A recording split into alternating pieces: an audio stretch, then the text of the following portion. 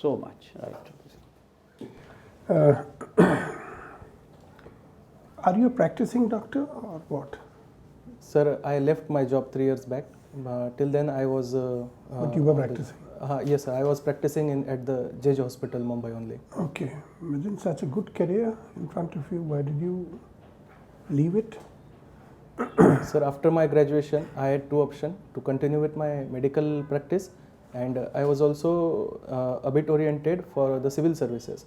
Then I went to the job. I did my job for 2 years at JJ Hospital, and after the 2 years of experience, I came to the conclusion that indeed it is a very great job. It is a very the job satisfaction level is very good, but there is something that I need more to do with my life and my society.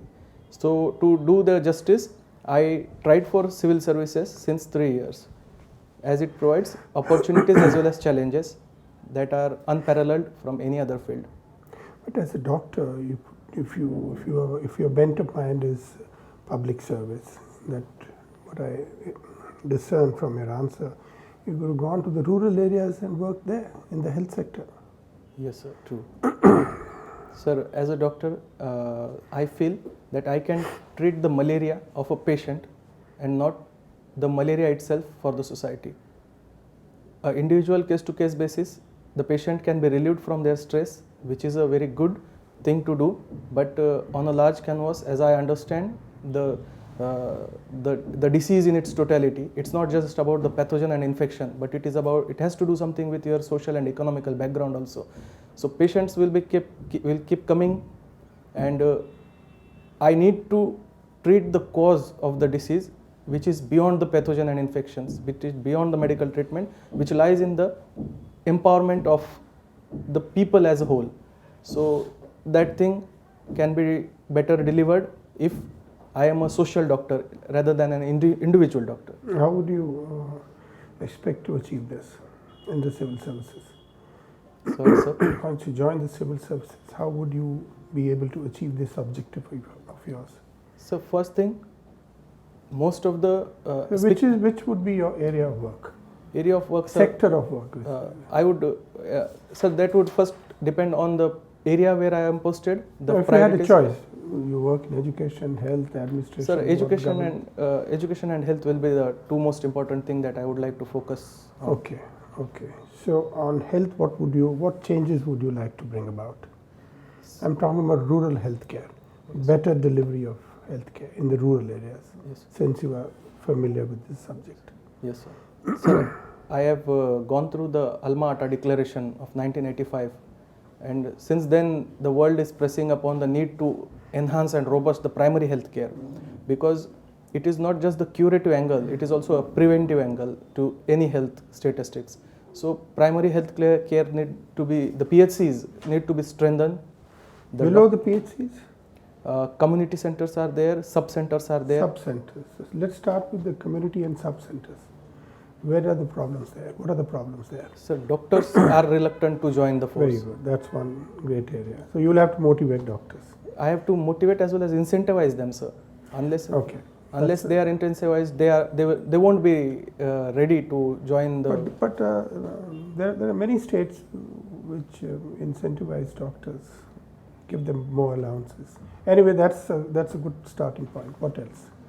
Else is, sir, the list of essential medicines. Many of my good friends are working for a dedicated cause in the tribal and rural areas, but the lack of essential medicine hampers their will to serve the patient. So what will you do about that? Sir, I would definitely, there are mechanisms to make the facility available at then. I would ask the higher administration or the health secretary to look into the matter to at least provide the essential medicine. Do you think this is not being done? Sir, it is done, but the ground implementation seems to be poor. We have anti-snake venom delivered in the month of April, just after the budget is passed. But the snake bite incidences are more prevalent after monsoon or during monsoons.